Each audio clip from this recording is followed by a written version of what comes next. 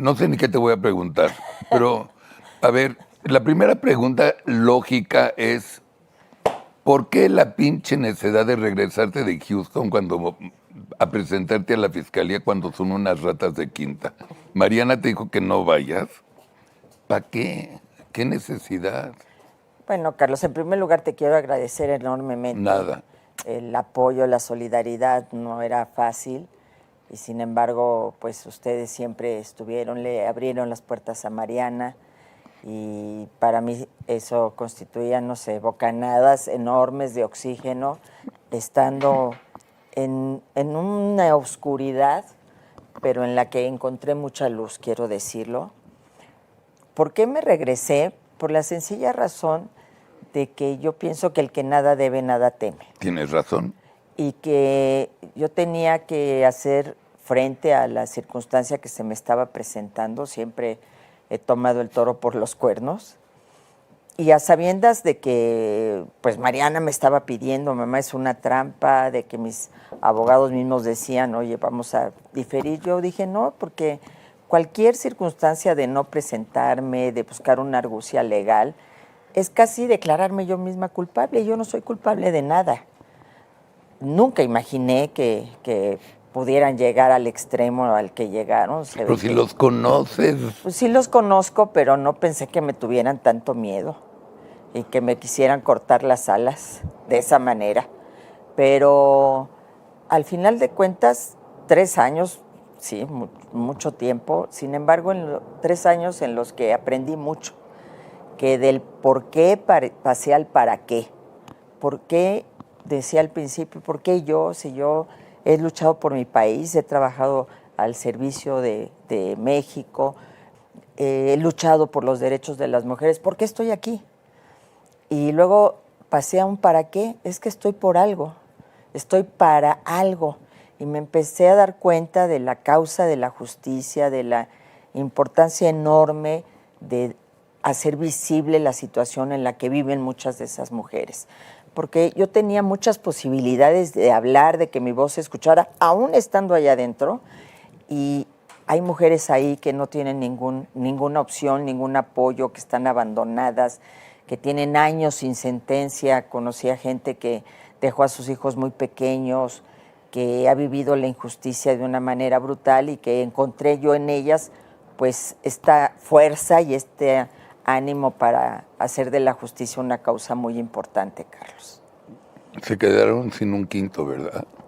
Bueno, es que tuvimos que enfrentar, tú sabes, todo esto es una situación muy complicada en términos económicos, contratar abogados, estar ahí adentro, que es bastante caro, el apoyo que me dio Mariana, que me dieron mi familia, que estuvo de manera siempre incondicional, mis hermanos, mis hermanas, y entonces tuvimos que vender departamento de Mariana, vender carro, mi carro, mi camioneta, pedir prestado. Estamos hoy, todavía le debemos abogados y todavía le debemos a personas que nos apoyaron, pero al final de cuentas, pues eso es lo de menos. Lo importante es la libertad, ¿no? Claro. Es cuando la aprecias. Y yo siempre digo esta frase de Cauduro, que además, pues tú sabes que su moral engalana la Suprema Corte de Justicia, que habría que hacerle honor a lo que eso representa, ese clamor que él plasmó en esos murales.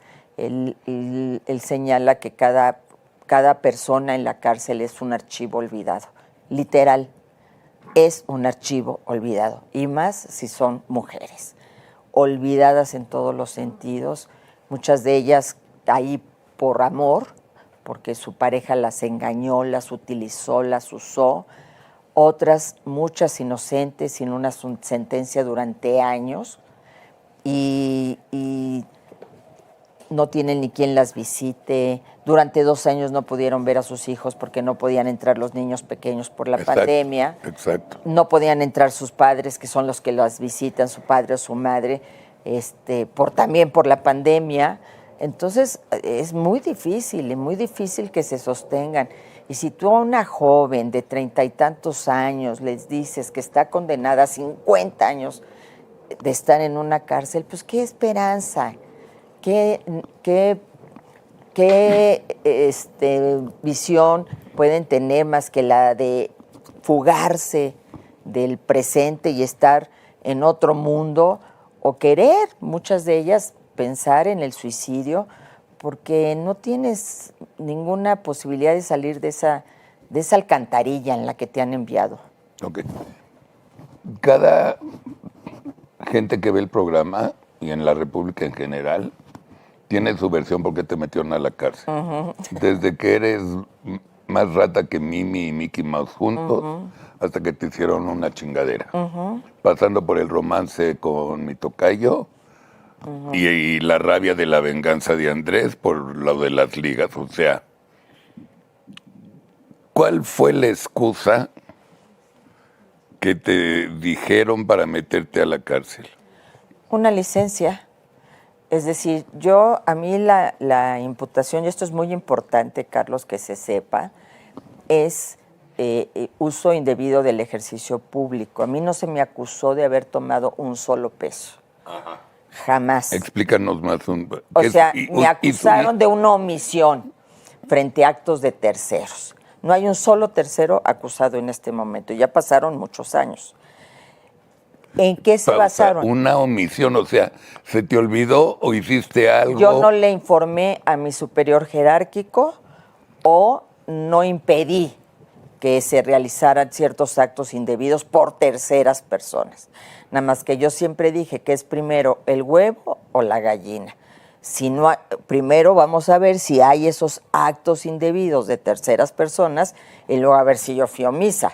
Porque claro, evidentemente que no puede haber una omisión sin que haya ningún tercero realmente involucrado, ningún tercero sentenciado de manera firme.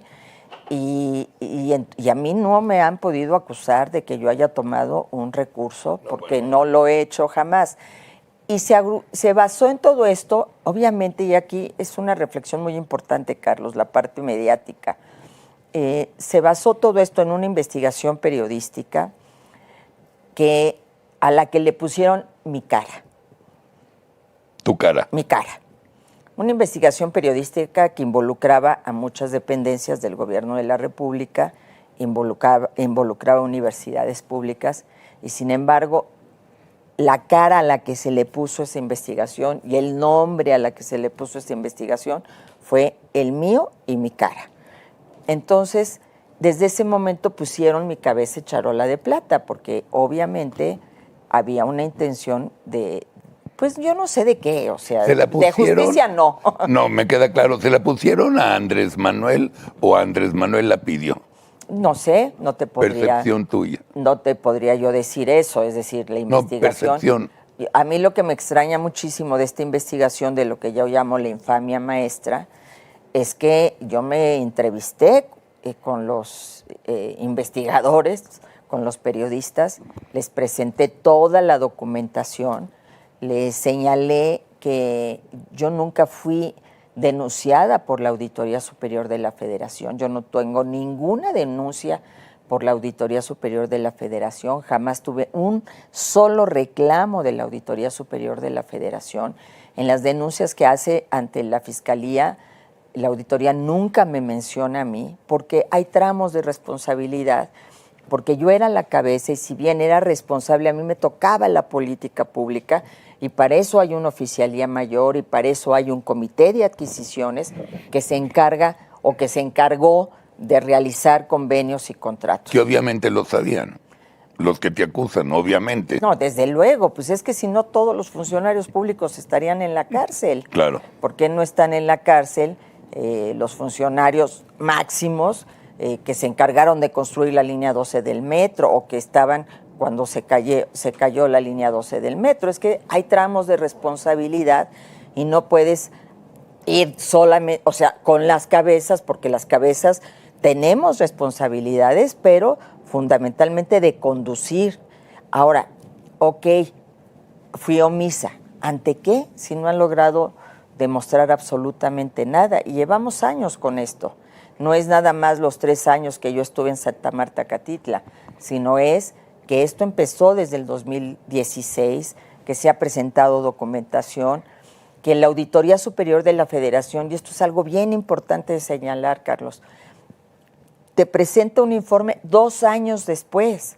Es decir, La fiscalía. La auditoría. La auditoría. O sea, se ejecutan los convenios, que se habla de los convenios con las universidades, se realizan estos convenios y 2 años después la auditoría te dice, oigan, veo tales irregularidades, y entonces tú pasas a darle cabida a esas observaciones, darle respuesta a esas observaciones, cada una de las áreas competentes, no le toca a la secretaria o al secretario. Y además, cuando la auditoría hace este tipo de observaciones, sin señalarme a mí, yo salí muy rápidamente 15 días después de Sede Sol para irme a Sedatu, entonces le tocaba a la persona que llegó y a su equipo darle sustento a las observaciones que estaba haciendo la Auditoría Superior de la Federación. Entonces, ¿cómo evitas si no te informan? Es decir, te informan 2 años después, cuando el hecho ya sucedió. Claro. Yo no sabía de cómo se estaban realizando los convenios porque no era mi tarea. Yo sabía que teníamos que poner comedores comunitarios, que los pusimos. Yo sabía que teníamos que hacer una cruzada nacional contra el hambre, que la hicimos. Yo sabía que teníamos que convertir oportunidades en un gran programa que fuera un sistema de protección social desde que nacía el niño hasta el adulto mayor, que fue con Prospera, y lo hicimos.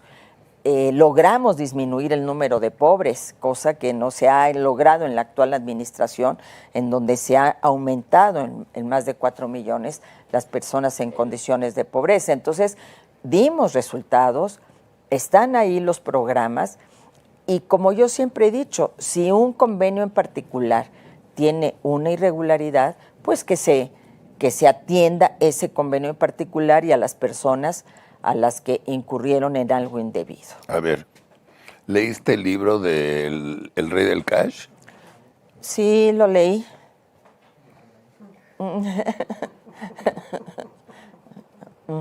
Ok. Punto y seguido. Punto y aparte.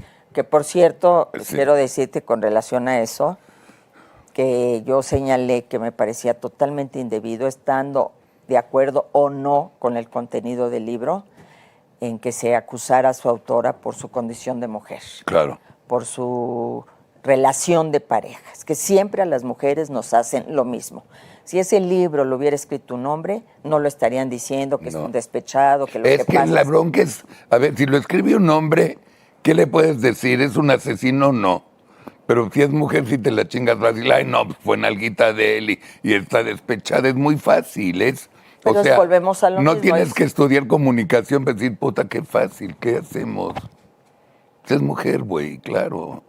Así es la discriminación, el doble rasero, el hecho de que se nos persiga a las mujeres, se nos criminalice a las mujeres por el simple hecho de atrevernos. Pero Elena Chávez se atrevió a escribir, yo me atreví a ejercer el poder, a ser autónoma en un momento determinado, a no quedarme como una mujer sumisa al designio de alguien, sino a crecer. Decidí ser yo misma, y eso lo pagué muy caro, bueno, pero valió la pena porque yo creo que es un ejemplo para quienes vienen, ¿no? Sí, pero no. Sí, pero no. No, a ver, fuiste una gran secretaria de Sedesol con Enrique. En tu época de jefa de gobierno, fuiste muy humana con los más necesitados. Nuestro público no sabe nada de política porque sabes que Atypical es el programa de política para no políticos.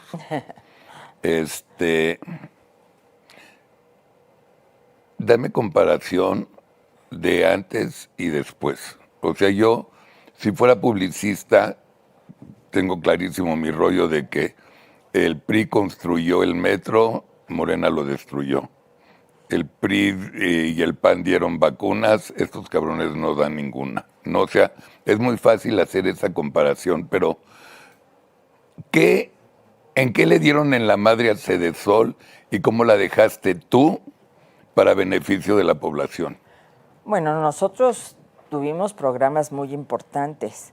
En primer lugar, focalizamos la estrategia y la basamos en un enfoque de derechos. No es una dádiva, porque este no es dinero mío, ni como presidente de la República, en este caso Enrique Peña Nieto, ni como secretaria Rosario Robles. Este es dinero de la gente, de los que pagan sus impuestos y que estamos obligados a canalizarlo adecuadamente hacia quienes menos lo tienen.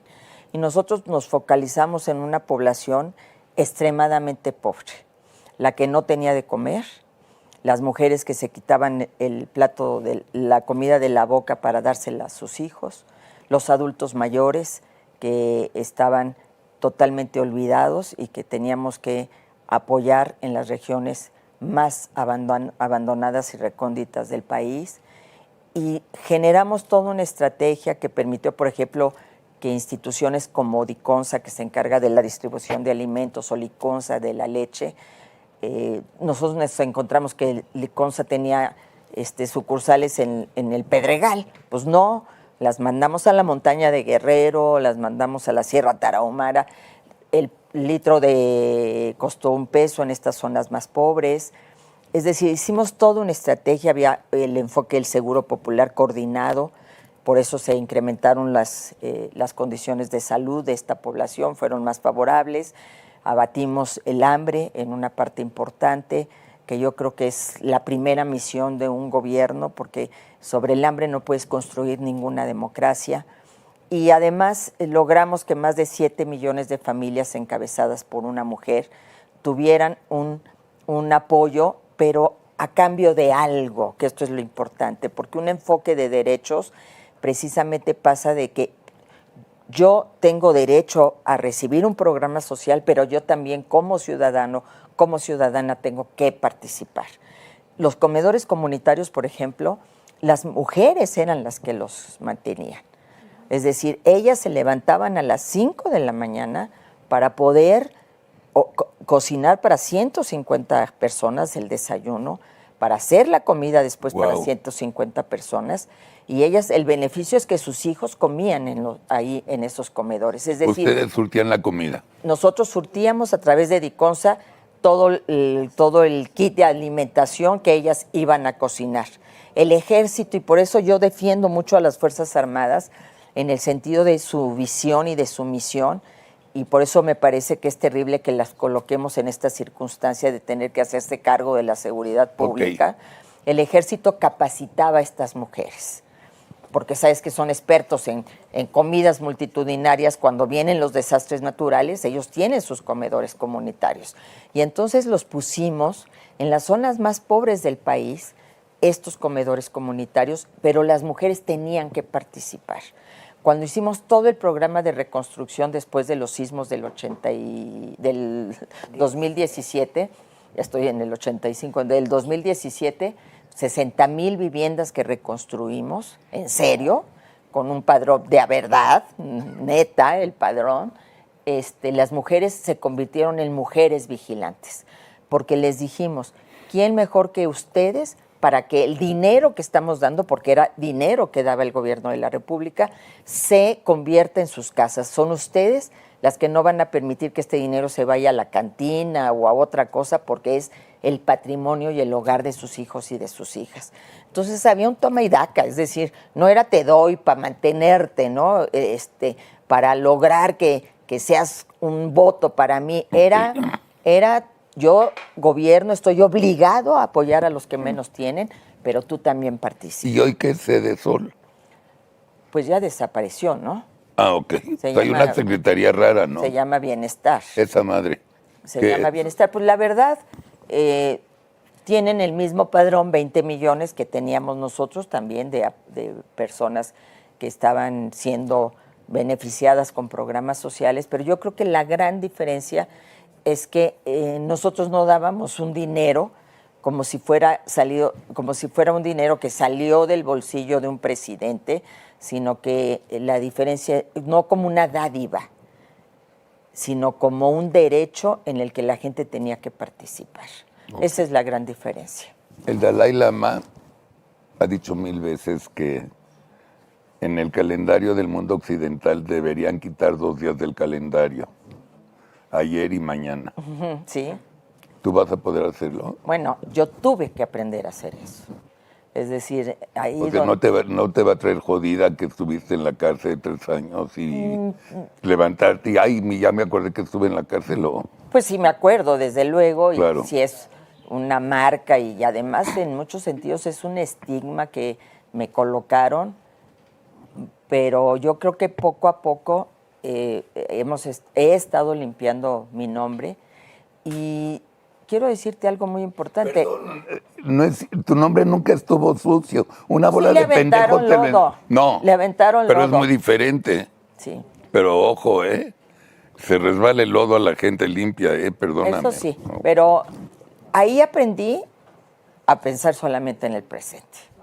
Es decir, no puedes estar atada al pasado porque estarías con resentimientos, con rencores que nada más te enferman a ti. No, al otro no le importa que le tengas rencor y no quiero venganza, no. Yo creo que el país está tan dividido, tan polarizado, se ha deshumanizado tanto la política y tanta crueldad que lo menos que puedo yo hacer o quiero hacer es alimentar ese odio. No me interesa. Y aprendí a que no podía pensar en el futuro porque, pues, ¿cuándo iba a salir yo de ahí? Pues no sabía. Yo siempre pensé, los que me metieron me van a tener que sacar de alguna manera, pero ¿cuándo? ¿Quién sabe? Gracias al gran movimiento que se hizo, que Mariana hizo de la Ruta por la Libertad, de estar recorriendo el país, de todo el apoyo que me dieron muchos medios de comunicación, Carlos, entre ellos tú, se fue generando pues una circunstancia que obligaba a que ya estaba siendo más costoso el que yo estuviera ahí que el tenerme.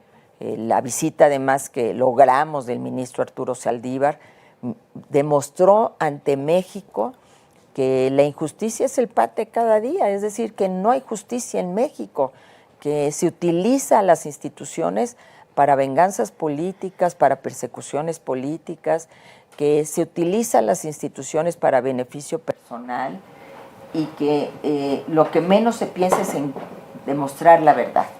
Yo le dije al juez Delgadillo Padierna, que además es sobrino de pues, una que me considera su enemiga política, lo que ya generaba un conflicto de interés, él nunca debió de haber sido el juez de mi causa, pero yo le dije, la primera interesada en que se conozca la verdad soy yo, porque eso va a demostrar que soy absolutamente inocente, pero aquí la justicia o el sistema no busca la verdad, busca chivos expiatorios, busca adversarios que estén encarcelados. Imagínate, redujeron el nuevo sistema de justicia penal, el que hizo María de los Ángeles. Sí, Promo. Sí, no, y además, pues bueno, sí tienes un avance en los juicios orales, pero en realidad yo me di cuenta, y son de las cosas que se le plantearon al ministro Saldívar, el Ministerio Público sigue siendo inquisidor, sigue llegando a plantear que hay que meter a la gente a la cárcel, por eso la prisión preventiva no es una medida excepcional, es la medida del pan de cada día. 2 de cada 3 personas que están en la cárcel están sin sentencia, están en condición de prisión preventiva. Y como le dijimos al ministro Saldívar, desde el momento en que entramos a Santa Marta, Catitla, la gente no piensa, es que es presuntamente inocente. No, la gente ya dice, ya es culpable porque ya está ahí en la cárcel. Claro. Y eso es gravísimo, porque le deshacen la vida a las personas. Yo siempre pienso, afortunadamente tengo una estructura, una familia, una convicción también de lo que soy, pero pues ya también porque la experiencia te logra dar esa fortaleza, pero muchas son muy jóvenes. A ver, Rosario Robles, me voy a los tiempos con Mariana. Sí. No entra en mi cabeza algo, y quiero saber si preguntaste. El pinche juez, basura asqueroso de Padierna, dijo que por tu licencia, que no vives en la dirección donde vives, te tiene que meter a la cárcel. Capítulo 1.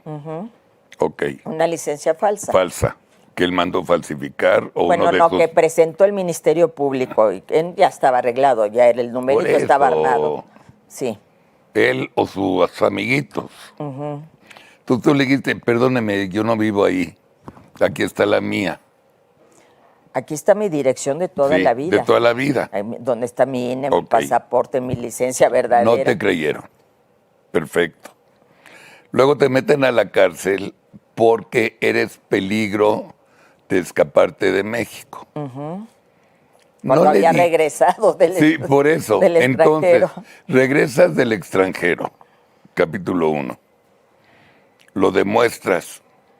2. ¿No le dijiste a ese imbécil, a ver, póngame una chingadera aquí y tenga mi pasaporte y no me escapo de México? Lo dijimos muchas veces. ¿Qué te dijo? Porque no, es muy importante la no, respuesta. que yo estaba mintiendo y desde el momento en que mentía quería es una ¿Mintiendo en qué? conducta, pues en mi domicilio. Es que yo siempre dije, mi casa es Las Flores 91, Casa 9, Los Reyes, Sí. Coyoacán. Sí. Ha sido mi casa en los últimos 25 años de la vida. Y entonces el argumento fue esta licencia. Una licencia que después con peritaje demostramos que la firma era falsa, que Sí, la me huella era dijo falsa, Mariana, sí. que la dirección no existe, ni siquiera que era otra Exacto, dirección. exacto. No existe en la Claro, Ciudad de claro. México. Y una foto tomada de internet. Entonces, obviamente que ellos tenían la consigna de mandarme a la cárcel. Había que encerrarme en esas 4 paredes y no había argumento y no hubo porque fuimos a muchas revisiones de mi medida cautelar y siempre el argumento fue que yo me podía fugar porque no estaba teniendo una actitud adecuada en el proceso. Ok. Pero también le dicen a las que son pobres. De hecho, una magistrada y luego ya los magistrados del tribunal colegiado dijeron que ese era un argumento discriminatorio, que no por los cargos que ocupaste o porque el dinero que pudieras eventualmente tener te vas a fugar. Como también le dicen a las pobres, como tú no tienes nada que perder, entonces también te puedes fugar y te mando a la cárcel. Entonces, si tienes o no tienes, de todos modos te mandan a la cárcel. Y más cuando hay una decisión de hacerlo, ¿no? Y afortunadamente fuimos acreditando todas estas situaciones. En el transcurso del proceso gané algo muy importante, Carlos.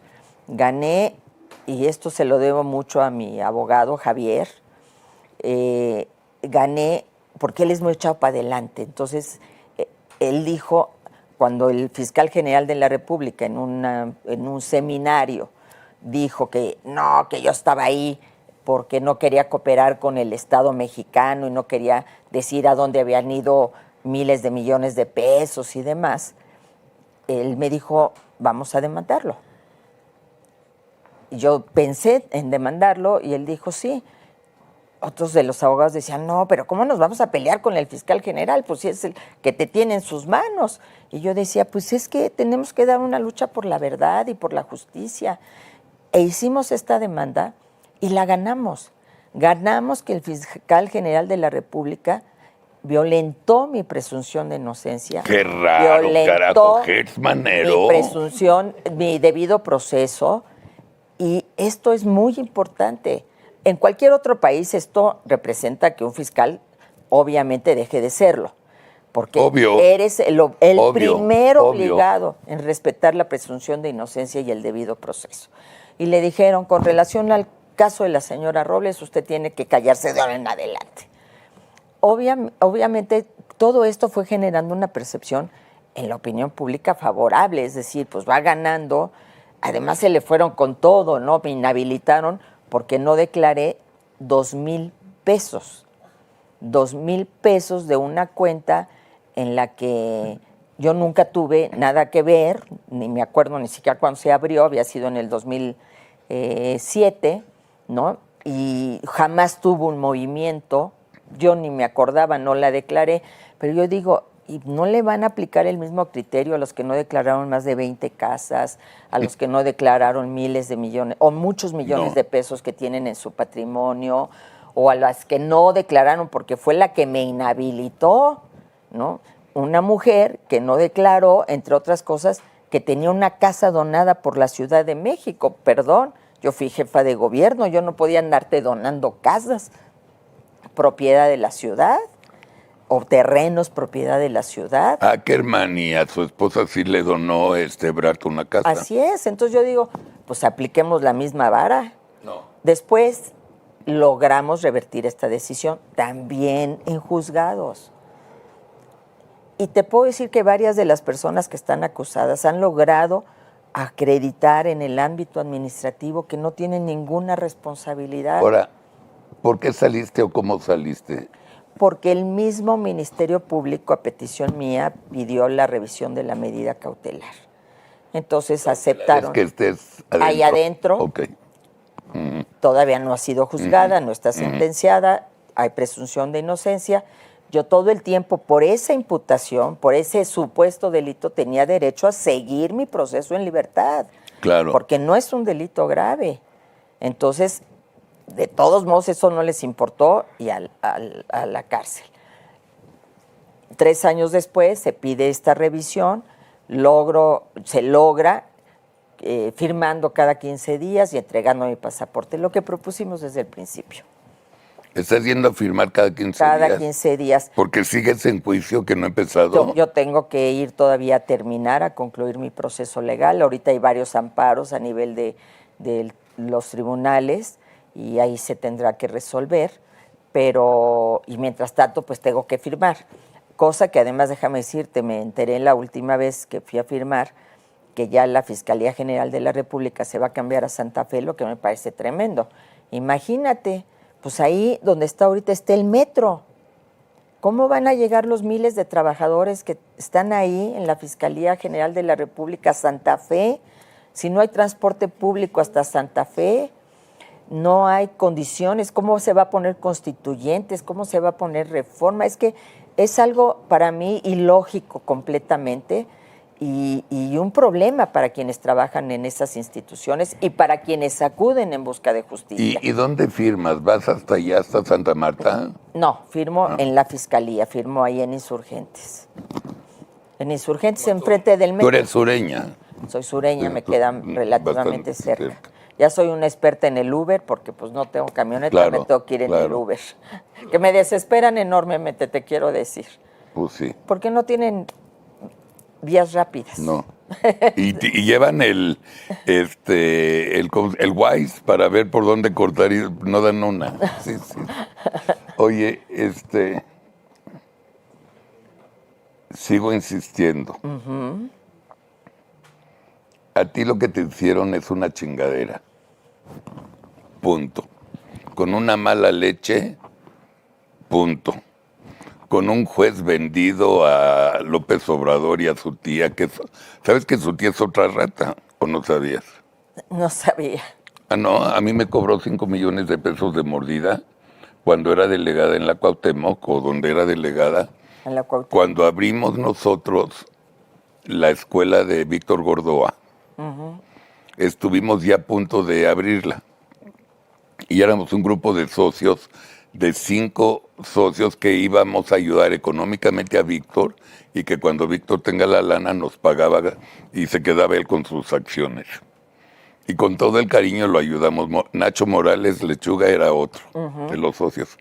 Y de repente ya la van a inaugurar y pues fíjense que no la pueden abrir. Ah, chinga, ¿por qué?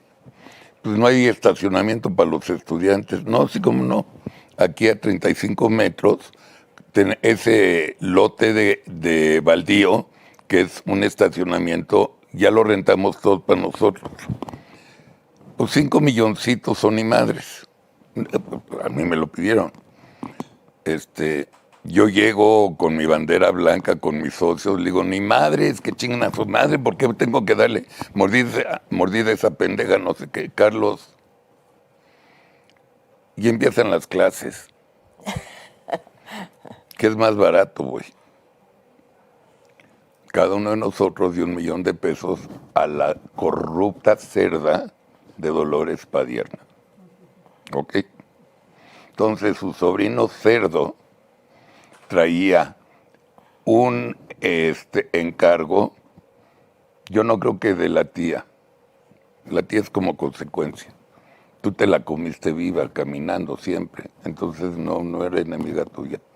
Yo sigo insistiendo que fue López Obrador. No te perdonó. Lo de las ligas, la Sheinbaum te odia por lo de su exmarido y más. Yo creo que es por ahí.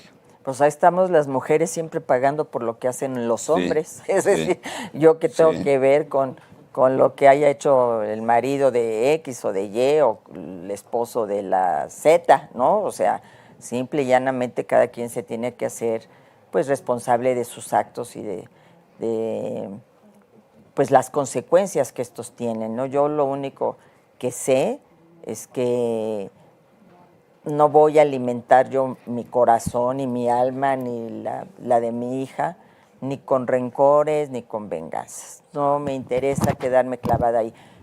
Hay tantos problemas en el país que requieren de todos nosotros y nos requieren al 100. Yo no voy a estar, ahorita estoy, sí, en el proceso legal, sí, pero no voy a estar encadenada a un pasado que ya se fue, ¿no? Que ya no está aquí, que yo creo que si la intención era doblarme, no lo pudieron hacer, nunca pudieron demostrar, porque no la hay, que yo tuviera ni recursos, ni dinero, ni propiedades, ni cuentas en el extranjero, no estoy ni en Pandora Papers, ni en Panama Papers, es decir, no estoy en nada. Yo investigaron a mis hermanos, investigaron a mi hija y no encontraron nada porque somos una familia de esfuerzo, de trabajo, vivimos siempre de nuestro trabajo, ¿no? Yo nunca dejé de trabajar, yo salí del gobierno de la ciudad y trabajé, salí del Partido de la Revolución Democrática y seguí trabajando porque yo no tenía nadie que me apoyara, al contrario, tenía que sacar adelante a Mariana, que todavía estaba estudiando, y nunca dejé de trabajar. Siempre he trabajado toda mi vida y no tengo más patrimonio que la casa en la que vivimos, ahora juntas. Y eso, mis hermanos igual. ¿Y se te olvidó decir que vendiste algo? Bueno, ya lo habíamos comentado. No dijiste cuadros. Bueno, algunos de los cuadros que en algún momento también me regalaron. Sí. Tuvimos que venderlo, pero afortunadamente ya estamos acá. Okay. Estoy luchando porque se descongelen las cuentas. ¿Las tienes congeladas? Todavía. ¿Con mucha lana o nada? Con 20,000 pesos. Si eso es lo que ya incluso la Unidad de Inteligencia Financiera tuvo que informar. Es decir, esta señora no tiene ni un clavo, es decir, no tiene nada, ¿no? Y sin embargo mis cuentas siguen congeladas, porque a lo mejor me les olvidé ahí en un cajoncito, no sé. Yeah. Oye, te traicionó Sebadúa, que era tu mano derecha. ¿Cómo te sientes sobre esa traición? Mira, yo creo que... No lo justifiques porque me paro y me voy.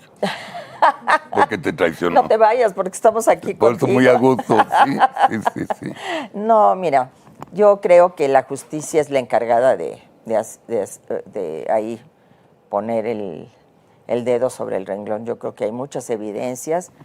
Me extraña que, por ejemplo, en la carpeta en la que yo estaba investigada, esta por la cual fui a dar 3 años a Santa Marta, Catitla, pues él estaba y nunca se presentó, nunca ha presentado, a todo el mundo han acusado. Hay gente que, te quiero decir, le falsificaron firmas en los convenios, algunos de... No me digas. Sí, te quiero decir que hay gente que toda esta presión, pues también te aniquila en muchos sentidos. Estoy hablando de la salud, compañeros míos que trabajaron conmigo, a los que les dio cáncer, a los que les tuvieron que operar del corazón, a los que tuvieron diversas enfermedades por esta persecución brutal, cuando en realidad pues ellos tienen ahí todas las evidencias de quién sí tiene dinero, qué familias sí tienen recursos, quiénes son los que le hacían al botoncito de los recursos que llegaban de Hacienda, que no éramos ninguno de los que hemos sufrido esta persecución.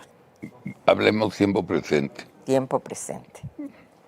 Pero, pinche Sebadúa, la traicionaste. Rosario Robles Berlanga, el director de la UIF, que se llama Pablo Gómez, su pinche mail es pablogomez@comunista.com. Ok. No, 68, no comunista, 68. Sí, porque él fue de parte de ese movimiento estudiantil. Él, ese señor, está trabajando en un gobierno que es fascista, que es de derecha y militar, como es el de López Obrador. Porque no me salgas ahorita con la mamada que es de izquierda. No, esa no es con la izquierda no es conservadora, ¿no? Y no tiene militares en el gobierno, ¿no? Exactamente, y la izquierda es libertaria. Bueno, este señor no tiene los huevos de renunciar. ¿Qué te parece? Bueno, no. No te opino. Perdón, habla de congruencia, Rosario Robles. Por eso hay que Estoy apoyándote. Sí. Les vale madre. No fue en el 60, no fue el 2 de octubre a marchar. Hay que tener huevos. Esos son los del 68. No, y además, culeros decirte algo. ¡Qué horror! Yo viví además la persecución por parte de Pablo Gómez, porque él fue el que inició un juicio político en la Cámara de Diputados en contra mía. Claro. Yo fue todo el Estado, es decir, fue la función pública, la Cámara de Diputados, la Fiscalía General de la República, todo el Estado persiguiéndome, la UIF, ¿no? Y Pablo Gómez inició este juicio político. Yo era la número 126. 123. 123. En la subcomisión. Se saltaron 122 expedientes, es donde inicia. Es la subcomisión que hace la revisión, donde se reciben las solicitudes para el tema de juicios políticos. Y AMA era el expediente 123 y se saltaron 122 nombres de nombre como Durazo, como Bartlett, entre otros, para hacer además un juicio político que, como bien lo señalé muchas veces en este espacio, no tenía materia, no tenía sentido. No, un juicio político solo te puede llevar a la separación del cargo del funcionario o a su inhabilitación. Mi mamá ya estaba separada del cargo y también ya estaba inhabilitada. También aquí decir algo bien importante que sí quiero remarcar sobre el inicio de esta conversación. En toda la carpeta de investigación de mi madre lo señalé, no una, todas las veces que fueron suficientes, en toda la carpeta de investigación que leí miles de veces, no existe una palabra que haga referencia a esa investigación periodística a la que yo ni siquiera me tomo el tiempo de abordar a profundidad porque no hay una sola palabra. Lo de la estafa maestra ni siquiera tiene que ver con el tema por lo que mi madre, que además no tendría que haber, es más, mi mamá dice, sí se propusieron estas medidas cautelares. Yo te lo dije, mi querido Carlos, muchas veces. Mi mamá, por el delito por el que se le acusa, que por cierto, reitero, no se ha comprobado absolutamente nada, no tendría que haber recibido ni siquiera una medida cautelar. Porque para eso está clarísimamente el 19 constitucional. Tu mamá debía haber estado en Houston feliz de la vida, no jodas, hombre. De hecho, ahí no estábamos en Houston, estábamos en Florencia, lo platiqué muchísimas en Florencia. veces. Yo me quedé con la idea que estaban en Houston. Ella tuvo que tomar este vuelo, además a través vía Costa Rica en su desesperación. Pues es que no había, estábamos en época vacacional, ¿no? Sí. Sí. En su desesperación de quererse presentar, de venir a dar la cara, en donde lo conté muchísimas veces. Y nunca se me va a olvidar ese día, por supuesto que no. ¿Qué has aprendido, donde llorando le pedí, y como te lo platiqué también en lágrimas, sí, señora, que no se regresara. Y en su desesperación no encontrábamos vuelos directos por la temporada alta. Y tuvo que agarrar un vuelo vía Costa Rica para dar la cara. ¿Qué es eso? No es querer cooperar con la justicia. Lo señalé muchas veces. Mi madre no tendría que haber estado ni un segundo y estuvo nunca 1101 días, y con esto cierro esta idea. Que a mí nadie, como hija, a mí nadie me va a regresar ni esos cumpleaños, ni esas navidades, ni esos días en donde yo me sentía completamente sola y que días de la madre. Nadie va a sustituir un abrazo y el cariño y un consejo de una madre. No. Pero si algo me siento orgullosa de mi mamá, Carlos, y lo digo a todos, es que nadie hablaba de los centros penitenciarios en este país. Nadie volteaba a ver esos muros grises helados. Ahora es un tema recurrente en los medios de comunicación y en las voces de muchos actores de la política. Y eso, perdón, yo me siento orgullosa porque sin duda se vislumbra porque hay un antes y un después, no solamente porque alzó la voz en muchas de sus audiencias, en donde imagínate que te estén diciendo, no te damos la medida cautelar, y todavía verla recomponerse para pedir mastografías para Santa Marta Catitla y que se hiciera la jornada de mastografías, lograr esta tan importante visita que sin duda genera un cambio de perspectiva al ministro presidente, a quien respeto profundamente, que es Arturo Saldívar, que además no hay un planteamiento de situaciones que también son importantes de los centros penitenciarios, pero que sí corresponden al gobierno de la ciudad, sino juzgar con perspectiva de género. El otro día platicando con Saskia, fíjate qué dato tan importante como lo señala mi mamá. Todas las mujeres que llegan a una audiencia, a un juicio, igual que por un mismo delito, acusadas por un mismo delito que un hombre, ya llevan 5 años de mayor sentencia que los hombres. Eso es terrible, es dolorosísimo. Porque a las mujeres, como bien lo acabas de tú señalar y lo señala mi mamá, se nos juzga desde la parte no profesional. Se nos juzga desde otra óptica, como si fuéramos las Evas, que nos comimos la manzana, y creo que eso tiene que cambiar en el sistema de justicia penal. Rosario, ¿qué aprendiste en esencia? A no juzgar. Ok. A no juzgar, yo creo que esto es algo muy importante. Juzgamos, nos da mucho por juzgar a la gente. Yo aprendí a no juzgar, porque a mí me juzgaron muy duramente sin que hubiera una sola prueba.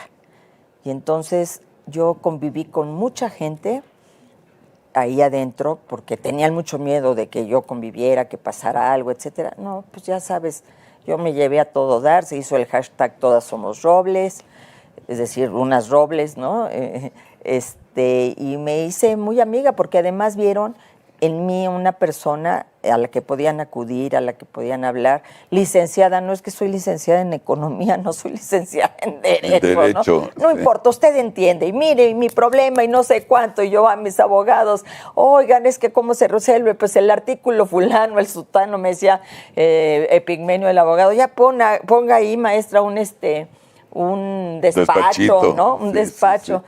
Ellas vieron que hice de la causa de todas ellas también mi causa.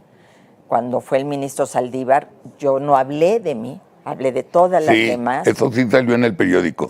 Hablé de todas las demás, y logré esto de las mastografías, porque durante 2 años no se llevaron las mastografías, lo que es gravísimo en un lugar donde hay 1,400 mujeres.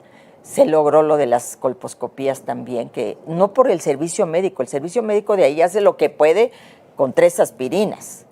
Y más ahora con la pobreza franciscana, lo primero en recortar pues son los reclusorios. Pues ahí están esa bola de personas, las que no merecen nada, ¿no? Entonces vives entre cucarachas y chinches porque no hay para la fumigación, no hay para las medicinas. Es decir, realmente sí hay que hacer una reforma de este sistema. Estamos como en Afganistán. Bueno, no sé, no conozco allá, pero esas cárceles, pero... esto de cucarachas, y eso es neta. No, bueno, totalmente. Yo tenía una gran arma mortal que era un matamoscas, sin el cual no me dormía. Y sobre todo porque, pues es un lugar, obviamente, propicio para que haya plagas. Si no hay ratas es porque hay muchos gatos, ¿no? Pero tú tienes que estar fumigando, y fumigaban cada 15 días. Eso eliminaba y disminuía mucho el que aparecieran este tipo de animalillos. Pero cuando dejaron de fumigar, porque ya no hubo el recurso, porque les recortaron, porque no tenían ni para papel, porque pues en lo último, pues hay que recortar dinero, recórtenle a los reclusorios. Entonces, no, porque son seres humanos. Porque mucha gente está ahí, 90,000 personas en los reclusorios que no tienen hoy una sentencia, porque no han sido juzgados ni sentenciados. Y los otros, quiero conocer a gente acusada de delitos muy graves, sin embargo, personas ejemplares ya, que deberían de tener una segunda oportunidad. Yo creo en las segundas oportunidades. Todo el mundo, yo también. Entonces, tú dices, están condenadas ya de por vida, son auténticas cadenas perpetuas. Entonces, cuando la maestra que a mí me daba aeróbico, una mujer muy cristiana, por cierto, muy católica, Carlos, que yo siempre dije, ella es mi mensajera. Porque primero, en unas galletitas nos llevó unos mensajes, cada quien escogimos al azar, y el mensaje que a mí me tocó eran mensajes bíblicos.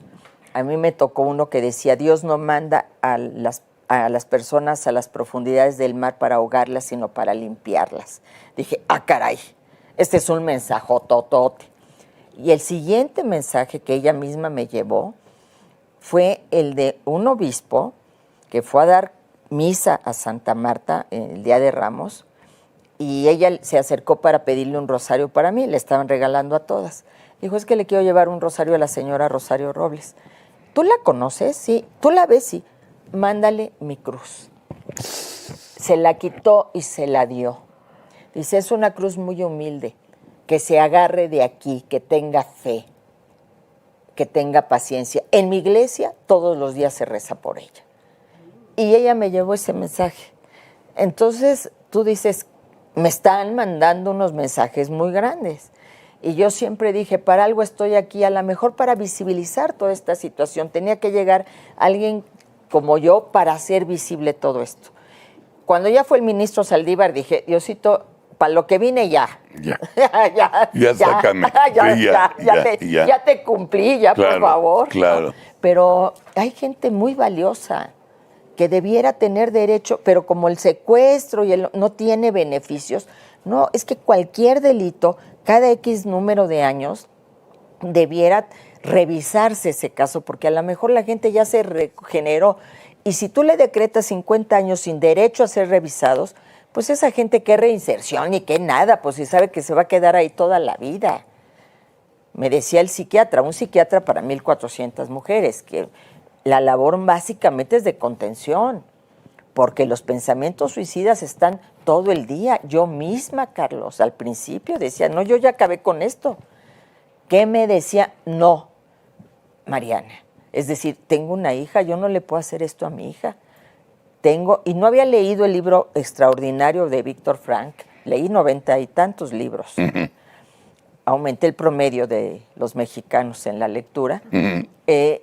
No había leído todavía el libro de En busca del sentido, que es extraordinario. Cuando yo pensé, yo sí tengo un sentido, se llama Mariana. Y cuando leo este libro, que además es en campos de concentración, lo debes de conocer muy bien, no era Santa Marta Catitla, que con todas sus cucarachas, pues vives con puertas abiertas, es otra situación, ¿no? Y él dice, diario hay que buscarle un sentido a la vida. Yo digo, es cierto. Y eso es lo que te mantiene adentro, el sentido por el cual debes de seguir viviendo y debes de seguir luchando.